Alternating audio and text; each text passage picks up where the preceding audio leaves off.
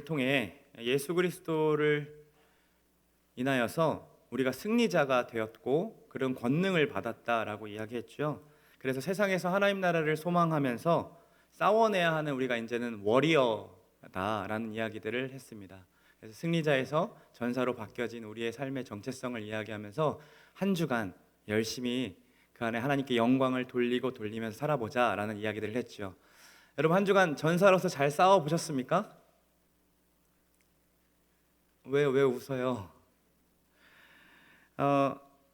하나님께 영광을 돌리는 전사로 살아낸다라는 거 사실 너무 어렵습니다. 예배하고 싶은데, 정말 하나님께 영광을 돌리는 삶을 살고 싶은데 우리의 삶에 예상치 못한 일들을 접하게 되면 여러분, 예배가 되던가요? 그토록 기도했던 제목들이 있습니다. 하나님이 들어주시지 않는 것만 같으면 그게 또 우리의 정욕을 위해서 구했던 것도 아니고, 하나님의 자녀가 아프고 괴로워하기에 함께 하나님의 나라를 위해 싸우고 있는 전우를 위해서 전우 좀 고쳐달라고 그렇게 기도했는데 하나님이 데려가 버리시면 여러분, 그때도 하나님의 영광을 위해 기도할 수 있겠습니까? 그럴 때 여러분, 어떤 말이 가장 많이 나옵니까? 저는 이번 한 주간 하나님 어째서입니까? 하나님 꼭 그러셔야만 했습니까? 하나님 왜 그렇게 하셨어야만 했습니까? 이와 같은 마음으로 하나님께 따졌습니다. 여러분들은 그렇게 하나님께 따지고 싶으신 적 없으십니까? 그렇다면 여러분들에게 예기치 못한 그 고난들이 찾아올 때 여러분 어떻게 이겨내고 있습니까? 물론 각자마다 고난을 정의하고 생각하는 기준이 다르지만 우리는 우리의 인생을 살면서 반드시 고난을 겪게 됩니다. 그렇죠? 그리고 그 고난은 늘 이전보다 더 크게 그리고 더 세게 다가옵니다. 직장 동료 또는 상사와의 관계가 힘들어서 하루하루가 힘들 때, 교회 친구들과의 관계가 깨어져서 예배가 되지 않을 때, 취업, 결혼, 연애, 대학 등 우리가 바라는 일들이 이루어지지 않아 억울함들이 밀려올 때 우리는 그때 하나님께 어떻게 기도해야 할까요? 지난주 제자반 친구들에게 기도는 무엇을 위해 해야 하는 거냐라고 물었을 때에 그들이 이렇게 하나님의 영광을 위해서입니다 라고 대답합니다. 정말로 여러분, 하나님 영광을 위해서 기도하는 게 무엇일까요? 그렇다면 내가 고난 중에 헤쳐갈 수 있는 힘을 달라고 하는 것, 아니면 너무 짜증이 나서 하나님께 따지고 막 울고 불고 하는 그러한 일들 있잖아요. 분노하는 것, 그런 거는 하나님의 영광됨과 전혀 상관없는 일이니까 그거는 기도가 될 수 없을까요? 우리에게 닥쳐진 고난들이 있는데 그저 이렇게 참아내고 견뎌내면서 모른 척하고 하나님의 영광을 구해야 할까요? 이러한 질문에 좀 답을 얻고 싶었습니다. 하나님 어째서입니까? 하나님 꼭 그러셔야만 했습니까? 라는 그 질문을 좀 성경을 통해서 답을 찾고 싶었습니다. 먼저 여러분, 고난에 대해 사람들은 어떻게 해석할까에 대해서 좀 정의를 내려보려고 합니다.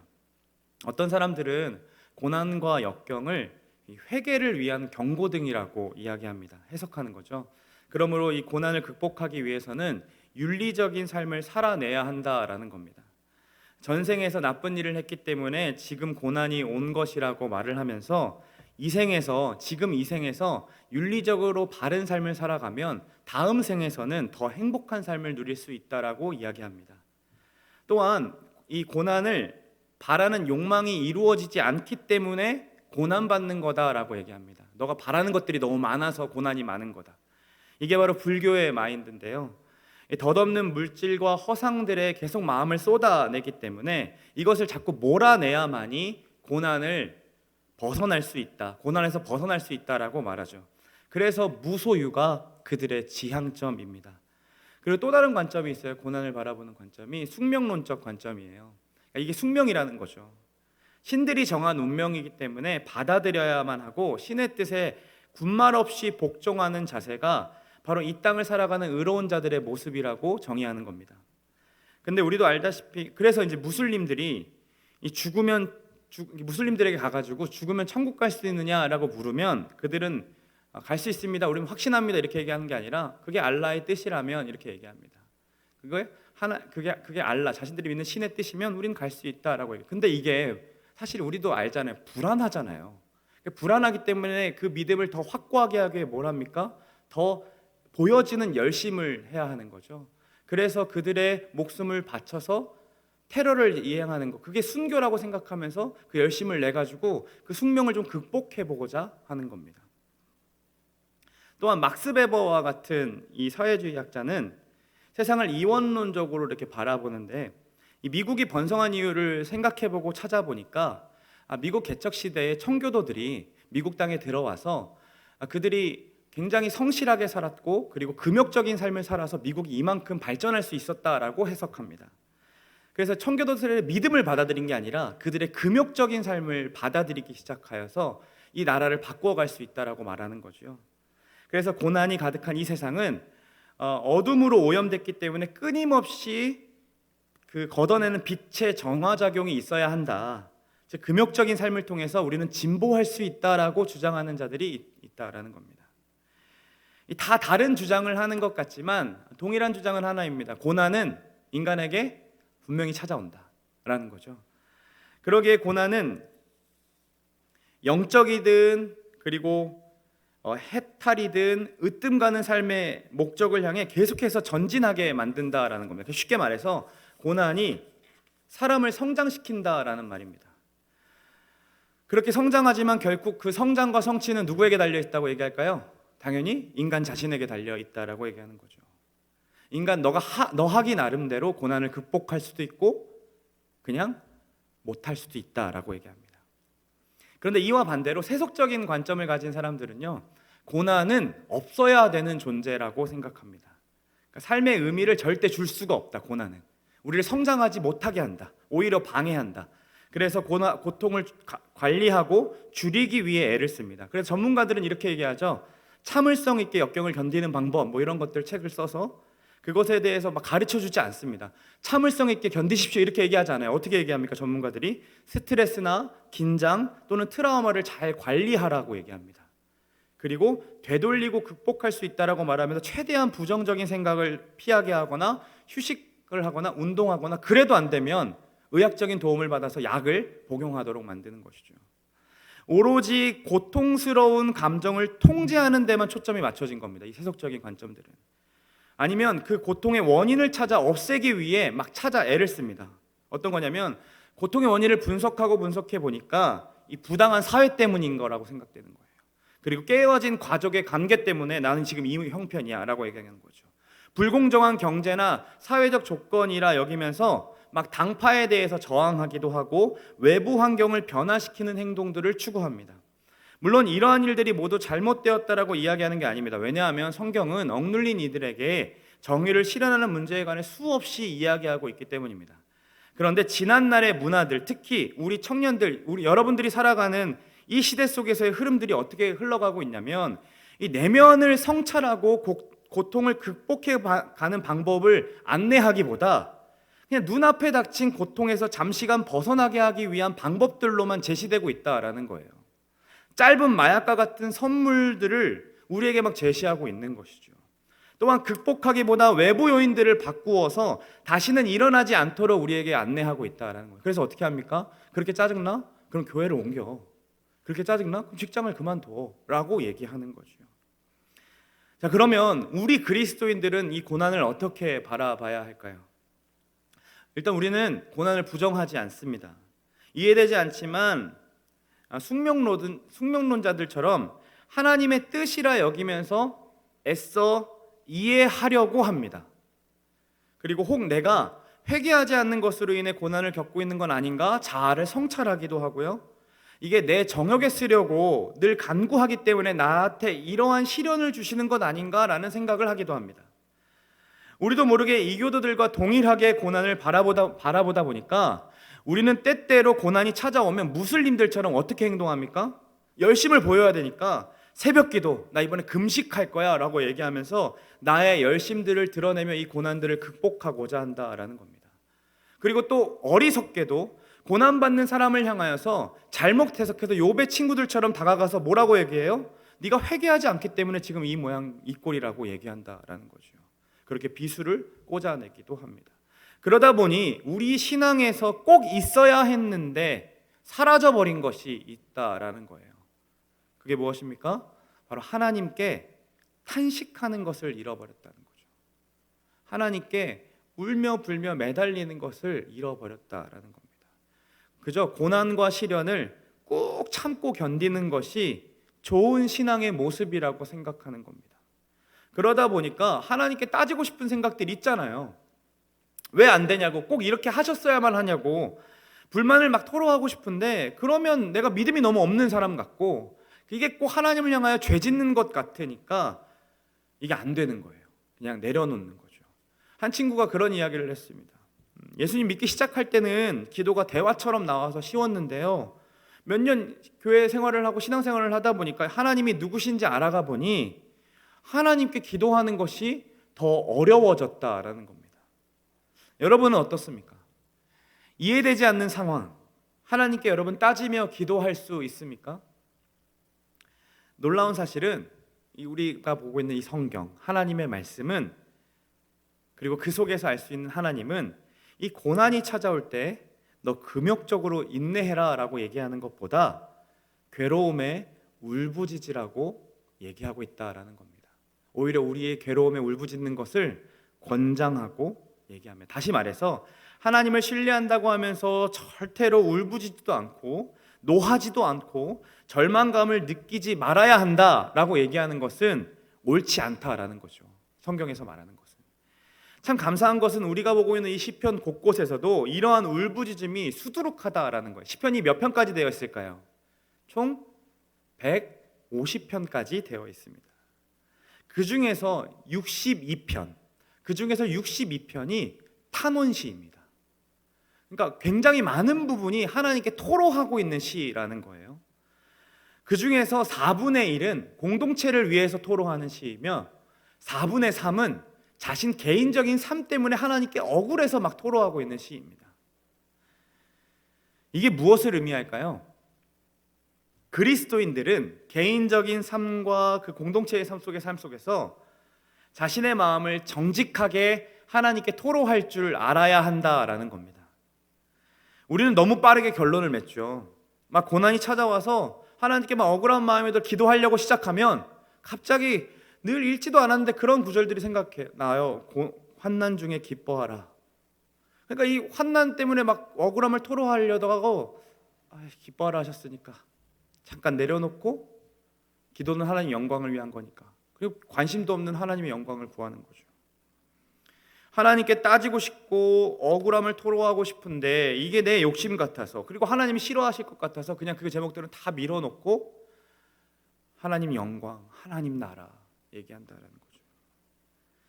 그런데 시편의 이 개역개정 성경을 그대로 보든지, 아니면 이게 잘 이해가 되지 않으면 쉬운 성경이나 더 쉬운 우리말 성경이나 메시지 성경들을 보면 시인들은 막 이렇게 얘기합니다. 하나님은 한 번도 나를 위해 거기 계신 적이 없습니다. 막 소리칩니다. 그리고 하나님 언제까지만 보고 계실 겁니까? 나 지쳤습니다. 너무나도 지쳤습니다. 하나님 너무합니다. 막 이런 얘기들이 막 시에 적혀져 있어요. 성경에 적혀져 있다는 거죠.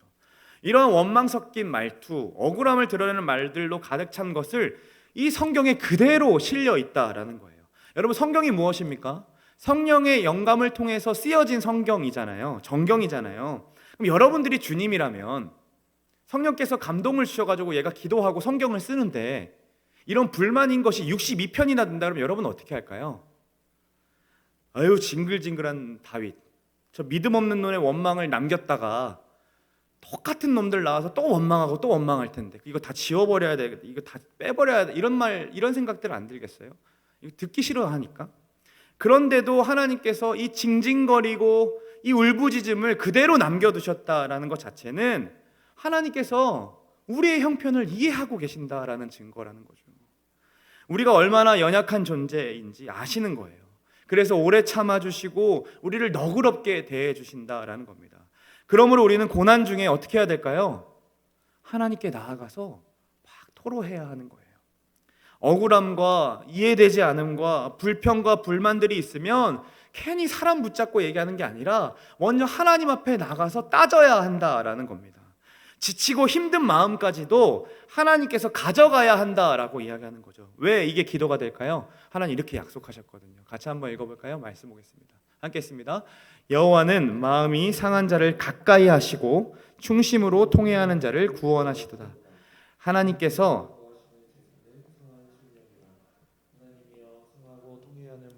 주께서 멸시하지 아니하시리이다. 이렇게 말씀하셨기에 우리 주님은 우리의 약하고 무너진 마음을 토로하기를 원하고 기다리고 계신다라는 거예요. 오늘 다윗도 이 상하고 꺼져가는 심정을 가지고서 하나님께 나아갑니다. 여러분 1, 2절을 같이 한번 읽어보겠습니다. 여호와여 어느 때까지니까 나를 영원히 잊으시겠나이까? 주의 얼굴을 나에게서 어느 때까지 숨기시겠나이까? 나의 영혼이 번민하고 종일토록 마음에 근심하기를 어느 때까지 하오며 내 원수가 나를 치며 자랑하기를 어느 때까지 하리이까? 이게 근데 내 이야기처럼 들려지지 않죠? 그래서 쉬운 성경 번역본을 준비했습니다. 같이 한번 읽어보겠습니다. 함께 있습니다. 여호와여 언제까지 나를 잊고 계실 겁니까? 언제까지 숨어 계실 겁니까? 언제까지 내가 걱정해야 합니까? 언제까지 내가 날마다 슬퍼해야 됩니까? 언제까지 원수가 나를 보고 우쭐대어야 한단 말입니까? 이렇게 얘기한다는 거죠. 다윗은 고통스러웠습니다. 우리가 그의 인생을 쭉 살펴보았잖아요. 그는 자신의 집에서도 그리 좋은 평가를 받지 못했던 사람이었죠. 기름 부음 받은 후부터는 어떻게 살았어요? 도망자로 살았습니다. 집에서 지낸 시간보다 광야에서 지낸 시간이 훨씬 더 많았습니다. 사울을 피해 몸을 숨기면 그 사무엘상하 이렇게 보면 꼭 어떤 사람이 사울에게 가서 막 알려줍니다. 똑같은 사람이 아니라 늘 다른 사람이 사울에게 가서 다윗의 위치를 알려줘요. 언제 죽을지 모르는 공포에 잠을 편히 잘 수도 없는 그 삶이 여러분 연속된다고 생각해 보세요. 우리도 종종 이런 이야기들 많이 하죠. 하나님 도대체 언제 응답해 주시는 거예요? 계속 기도했는데 목사님 안 들어주세요. 나 이거 이제 안 할래요. 이런 이야기 많이 합니다. 또한 우리의 건강이 오래도록 회복되지 않을 때, 또 직장이 오래도록 구해지지 않으면, 또 가족 중에 아픈 분들이 있어서 언제 나아질지 기미가 보이지 않을 때 우리 하나님께 막 따지고 싶을 때 있죠. 관계에 문제가 생기거나 또 가족들 간에, 특히나 가장 얼굴 붙이고 살아야 하는 그 가족들 간의 관계의 문제가 이 회복의 기미가 보이지 않을 때, 또 우리의 경력이 정체되어 있거나, 그리고 언제 잘릴지 모르고 하루하루가 살기 너무 힘겨울 때 하나님께 언제까지 내가 이렇게 살아야 합니까? 하나님 좀 그만하시면 안 됩니까? 라는 말이 절로 나온다라는 겁니다. 우리들처럼 지치고 지칠 대로 그렇게 무너진 우리 다윗이 지금 하나님께 나아가 이렇게 외치고 있는 겁니다. 이번에는 메시지 번역본으로 한번 읽어보겠습니다. 함께 있습니다. 하나님, 그만하면 충분합니다. 너무 오래도록 나를 못 본 채 하지 마시고. 주님의 뒷모습만 보여주셨습니다. 다윗이 그 심정이 느껴집니까, 여러분? 그는 괴로웠습니다. 근데 무엇 때문에 괴로웠는지 좀 살펴볼 건데요. 1, 2절에 나와 있어요. 첫 번째로요, 2절을 보시면 그는 자신의 무력감 때문에 괴로웠습니다. 그러니까 이러한 상황 속에서 자신이 할 수 있는 게 아무것도 없는 거예요. 우리도 이러한 무력감들 많이 느끼지 않습니까? 저는 이번 한 주가 너무 그랬습니다. 성도님이 아픈데 교역차의 기도가 아무 능력이 없는 거예요. 기도를 애타게 해도 아무 능력이 없는 것들을 경험하면서 우리의 무력감들을 느끼는 거죠. 그것뿐이겠습니까? 이전에는 좀 열심히 일하면 내 집을 마련할 수 있을 거라는 기대가 있었습니다. 그런데 이제는 그게 꿈이 되어버렸죠. 도리어 있는 사람들만 잘 살게 되고, 내가 살아갈 공간, 내가 다닐 만한 직장은 어디에도 없을 것처럼 느껴지는 게 우리 청년들의 삶 아닙니까? 대학 가라 그래서 대학도 갔어요. 열심히 공부해서 졸업도 했는데 정작 이력서를 써보려고 하니까 마땅히 쓸 말이 없는 거예요. 관련된 일을 시작해야 경력을 쌓아서 그 이력서에 뭔가 한 줄을 넣고 인정받을 수 있는데, 이놈의 회사들은 경력직을 뽑는데요. 신입사원 경력직 우대, 신입사원을 뽑는데 왜 경력직을 뽑냐는 거죠. 그래서 그래도 받아주는 회사에 취직을 했더니 뭐라고 합니까? 실습사원이라고 하면서 3개월 동안 봉급을 적게 줘요. 똑같이 일 시키면서 매일 야근. 이게 우리의 인생 아닙니까? 저의 얘기 아니에요. 그렇게 보지 마세요. 저는 아니에요. 이렇게 아둥바둥 애쓰며 살아보며 살아가는데 부모님이 갑자기 아프시거나 내 몸에 병이 생기는 일들, 잘 만나던 애인이 그만 만나자고 통보하거나 산 넘어 산갓 같은 이 고난들의 연속이 되면 정말 이런 고백이 나올 수밖에 없는 거예요. 하나님, 겪을 만큼 겪지 않았습니까? 이제 그만하면 충분합니다 라는 말이 나온다라는 거죠. 이렇게 자신의 무력감 때문에 하나님께 그렇게 고백했던 겁니다. 두 번째 이유가 있어요. 그는 원수들의 조롱으로 인해 괴로워했습니다.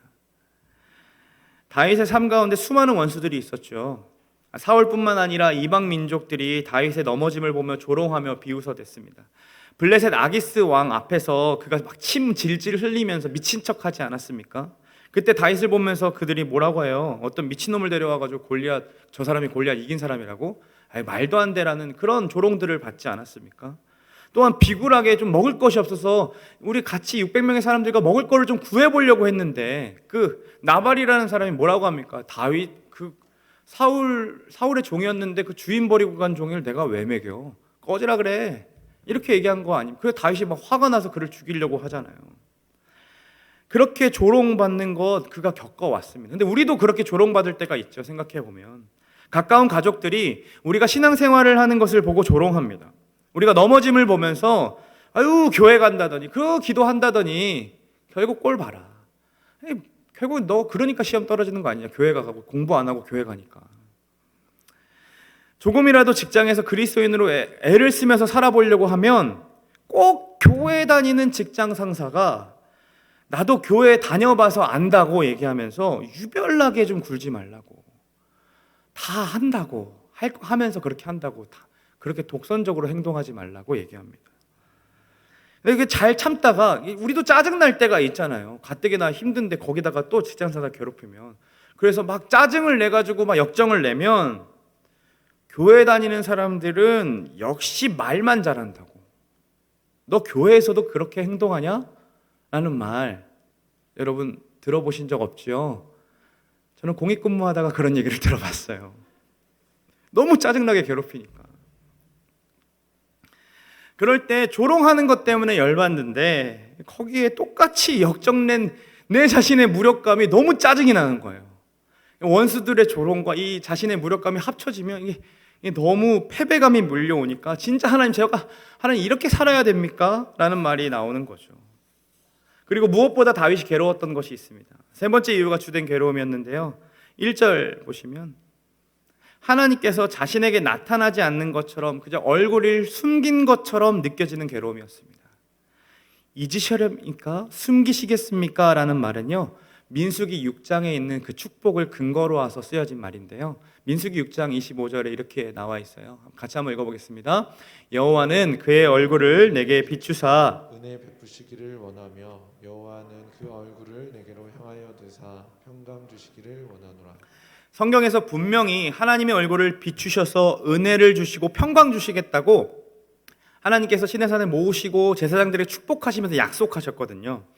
근데 자신의 인생에 은혜가 없는 것 같고 평강이 없으니까 이게 다 뻥처럼 느껴지는 거예요. 하나님 이거 다 뻥 아닙니까? 하나님 그렇게 은혜 주신다고 했는데 그 문제가 뭘까 했더니 하나님이 나에게 등 돌리셨습니다. 하나님 지금 나타나지 않으십니다 라고 얘기하는 거죠. 내 기도를 다 듣지도 않으시고 나를 못 본 채 하시고 뒤돌아 서 계신 것처럼 느껴졌기 때문입니다.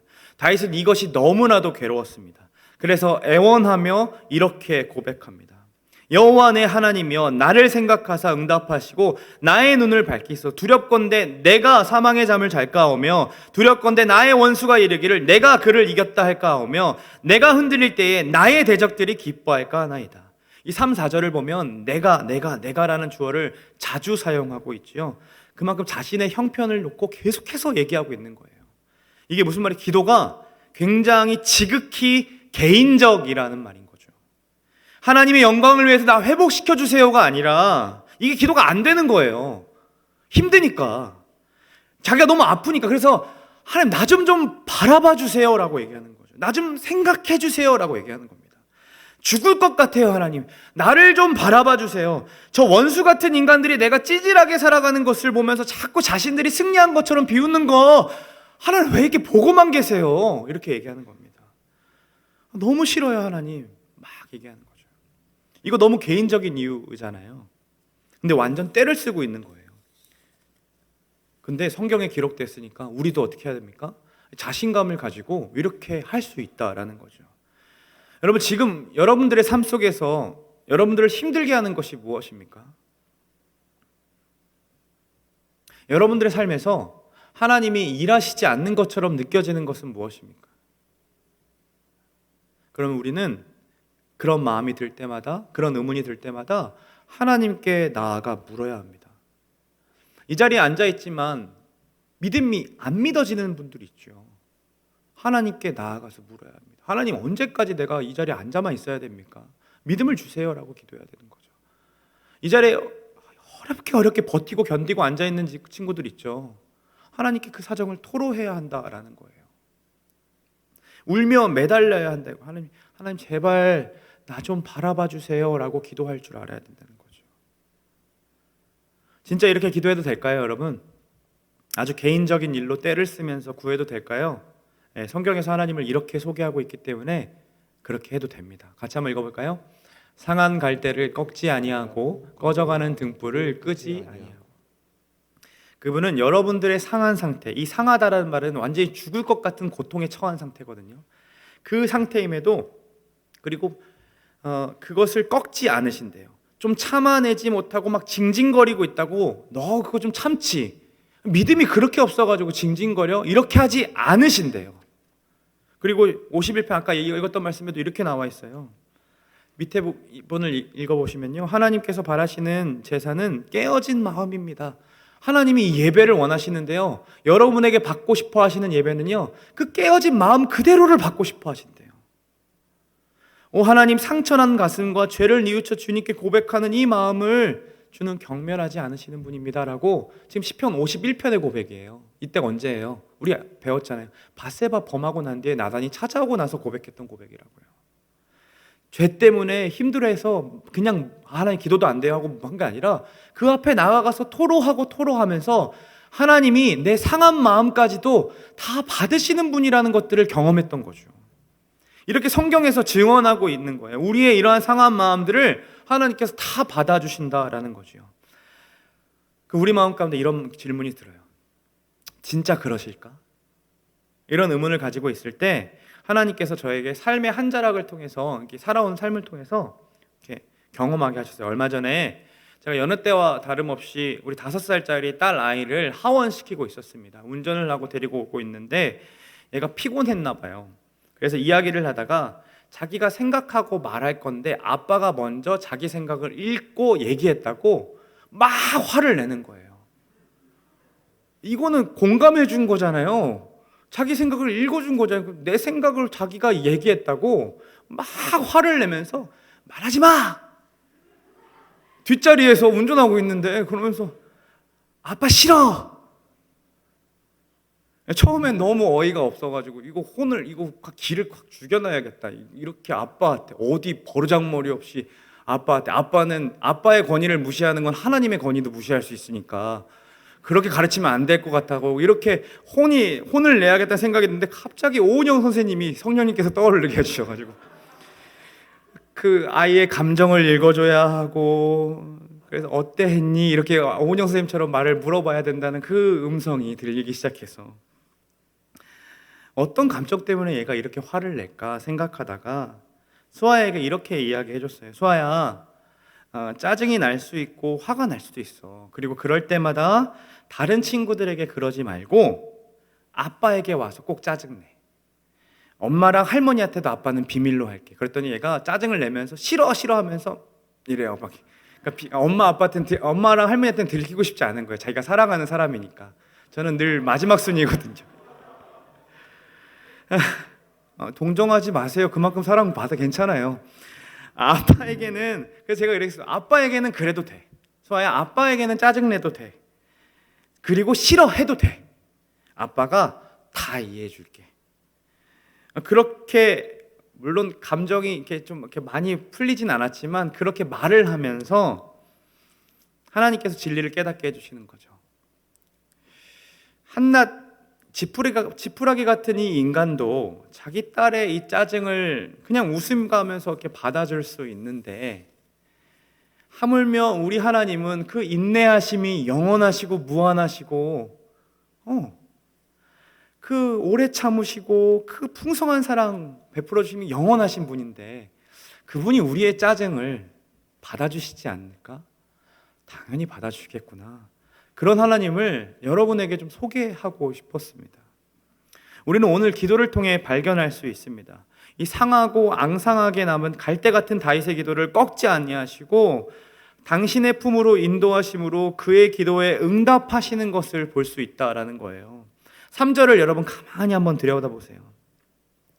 그는 자신을 생각해 주세요, 즉 바라만 달라고, 이렇게 바라만 달라고 얘기하면서 하나님께 자신의 눈을 밝혀주세요 라고 얘기합니다. 이 말을 메시지 성경으로 뭐라고 얘기하냐면요, 나 두 눈 똑바로 뜨고 살고 싶습니다. 하나님, 내가 좀 제대로 바라보고 싶어요 라고 얘기하는 거죠. 이전에는요, 그 상황과 환경에 이렇게 탁 바라보다 보니까 자기가 죽겠는 거예요. 그리고 이렇게 죽게도록 만들어주시는 하나님이 너무 미운 거죠. 그렇게 하나님 따질 만큼 그렇게 괴로웠던 거예요. 하나님이 이만하면 나타나셔서 역사하셔야 되는데 자기 예상대로 하나님께서 해주지를 않으시니까 하나님이 자신이 버린 것만 같은 거죠.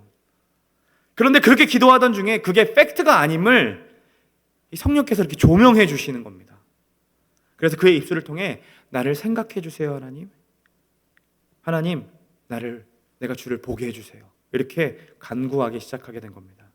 자신이 하나님을 제대로 바라볼 수 있기를 바라는 마음으로, 그래서 자신이 처한 그 고난을 제대로 직시할 수 있도록, 제대로 해석할 수 있도록 하나님 똑바로 좀 바라보고 싶습니다 라고 간구하고 있다는 거예요.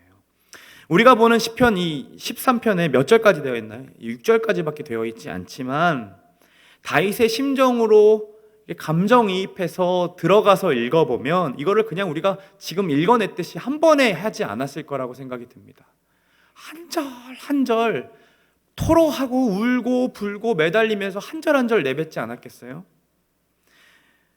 하나님 왜 숨어 계십니까? 라는 기도에서 시작된 기도가 그 안에 막 자신을 사울의 하나님 숨어 계셔요? 하나님 도대체 언제까지입니까? 하다가 생각해 보니까 자신을 그 사울의 창에서 늘 구원해 주셨던 그 하나님, 그리고 제사장을 통해서 배고플 때 먹여주셨던 기억, 자기가 그 나발을 죽이고자 했을 때 아비가일을 보내셔서 다시 회복시켜 주신 하나님, 그런 하나님의 그 미세하고 세심하신 그 하나님의 그 손길들이 기도하던 중에 기억나기 시작하는 거죠.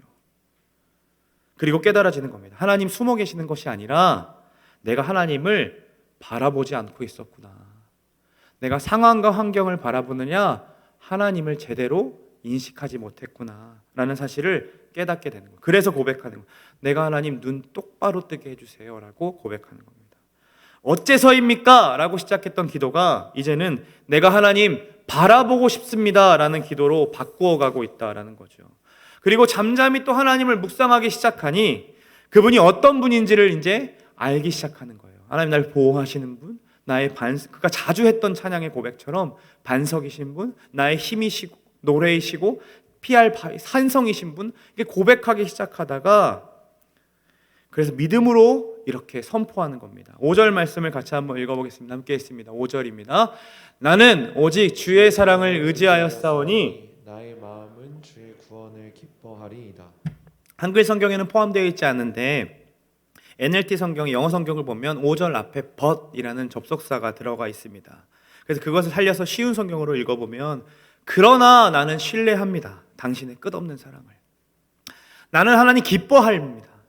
당신의 나를 구원하심을 인해 난 그 구원하심을 기뻐하겠습니다 라고 고백합니다.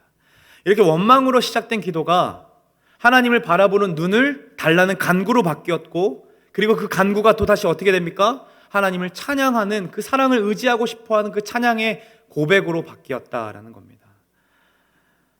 다른 종교들은 고난을 없애려면 신에게 공로를 보이라고 하지만 그리고 자신의 삶을 돌아보면 하나님께 이렇다 할 공로를 쌓지 못했는데, 또 윤리적으로 반응하지도 못했는데, 또 순교를 할 만한 열심도 우리 보이지 못했는데, 생각해보니 늘 끝없이 나를 사랑해 주시는 하나님을 발견하는 거예요.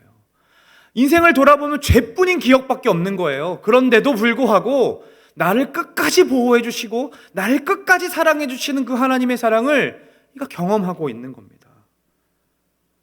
그래서 여기서 사랑이라고 번역된 이 단어에는 헤세드라는 말을 사용하고 있는데요. 이 헤세드가 뭐냐면 잘했을 때 사랑해 주시는 게 아니라 못했을 때에도 나를 품어주시는 은혜입니다. 그게 포함된 단어가 헤세드예요. 하나님을 향해 분노를 토했는데 자신에게 등 돌릴 것 같은 그 괴로움 때문에 하나님 도대체 어디 계시는 거예요? 언제까지? 어째서 그렇게 하시는 거예요? 막 짜증냈는데, 근데 아무리 둘러봐도 하나님보다 나를 더 사랑해 주는 분이 없구나라는 결론이 내려진 거예요. 그래서 그는 6절과 같이 고백하는 거죠. 내가 여호와를 찬송하리니 이는 주께서 내게 은덕을 베푸심이로다. 이는 주께서 내게 은덕을 베푸심이로다. 왜냐하면 여호와께서 내게 은혜를 베푸셨기 때문입니다. 근데 거기 보시면 메시지 성경에 이렇게 나와요. 기도 응답을 넘치도록 받았습니다. 이제는 목이 터져라 노래를 부르겠습니다 라고 고백합니다. 찬송하겠다고, 은혜를 베푸셨대요. 기도 응답을 받았대요. 여러분, 상황이 바뀌었나요? 기도하던 중에 갑자기 상황이 바뀌었나요? 그의 상황과 현실은 여전했습니다. 기도하고 돌아서면 똑같은 현실이 있었습니다. 우리도 마찬가지잖아요. 예배할 때 이길 것 같고 예배할 때 전사처럼 승리할 것 같은데 예배 끝나고 막상 나가기만 시작하면 똑같은 현실이 벌어지잖아요. 그런데 그가 어떻게 합니까? 기도 응답을 받았다라고 얘기합니다. 무엇으로 그렇게 말할 수 있습니까?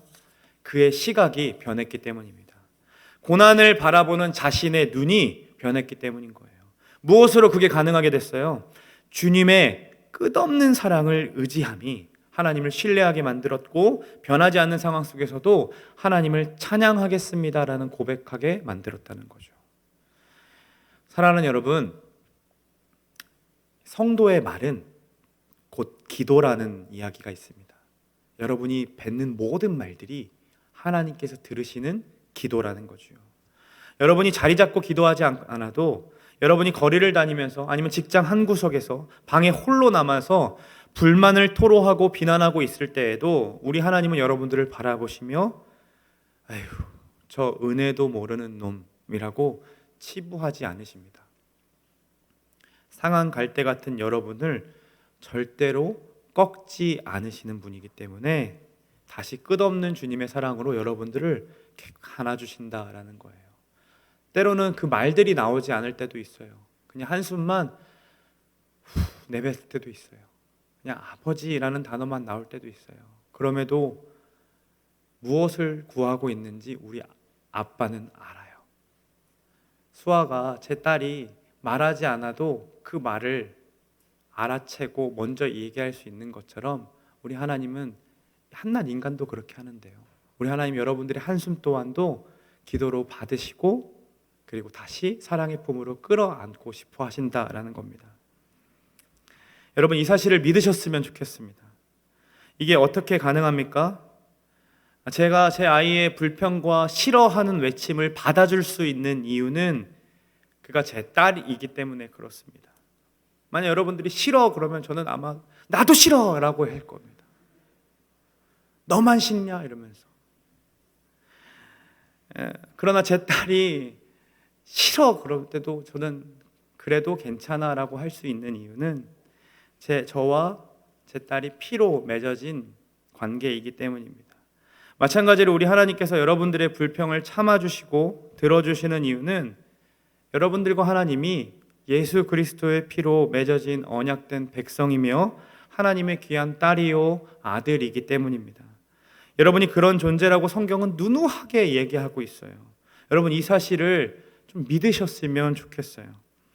그게 어떻게 가능한 일입니까? 어떻게 그렇게 불평하는 것까지도 받아들여질 수 있을까요?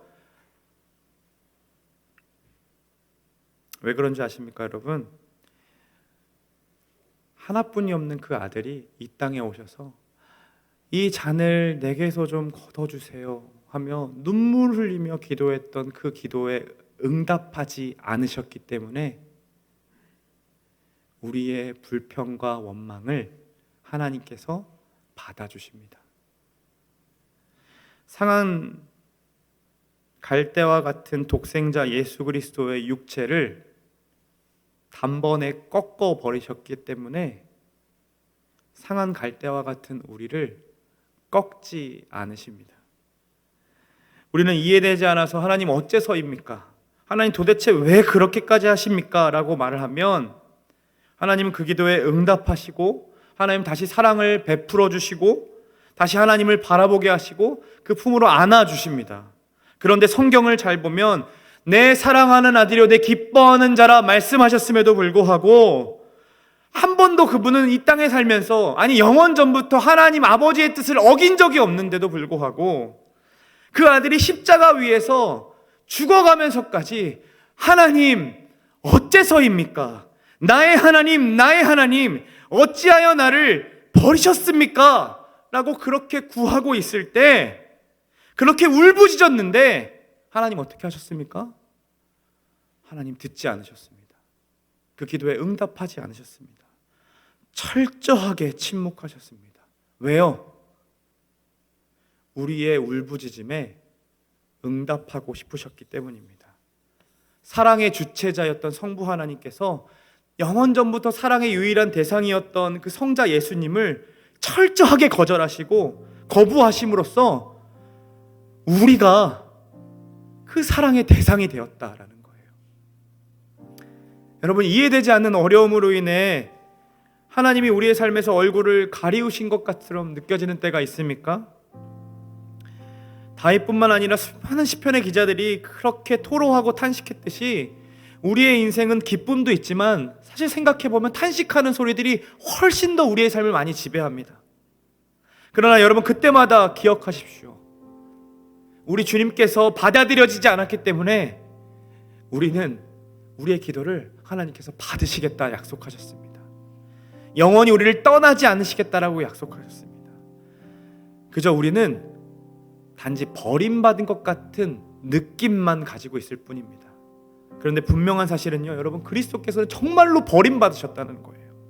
오직 예수님만이 우리가 아버지의 사랑으로부터 거절당했던 같은 그 기분, 아니 아버지로부터 거절당하면 그 거절감이 오직 예수님만 아십니다. 우리는 몰라요. 그냥 느낄 뿐이죠. 그래서 우리가 하나님이 우리의 등을 진 것 같고 하나님은 우리의 기도를 들어주시지 않는 것 같은 이러한 상황 속에 놓여 있을 때 다른 사람들 찾아가서 그거 구하는 것이 아니라 유일하게 그 거절감을 알고 계신 예수님 앞에 나아가서 예수님, 우리 하나님 왜 그러시는 거예요? 어째서 하나님 이렇게 우리의 기도를 들어주시지 않는 겁니까? 이렇게 구할 줄 알아야 된다라는 거예요.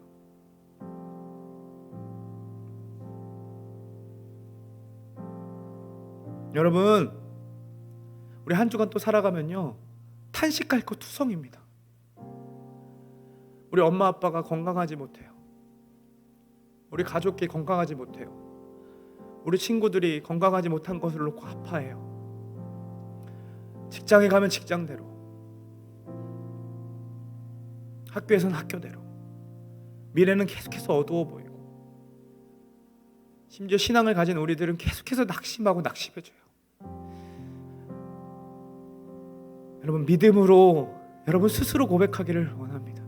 그때마다 그 거절감을 알고 계신 예수님께로 뛰어가십시오. 그 예수님께로 뛰어가서 묻고 구하십시오. 따지고 원망하십시오. 믿음이 주어지지 않는 것 같으면 하나님 좀 믿음 좀 달라고 그렇게 좀 애타게 좀 구해보십시오.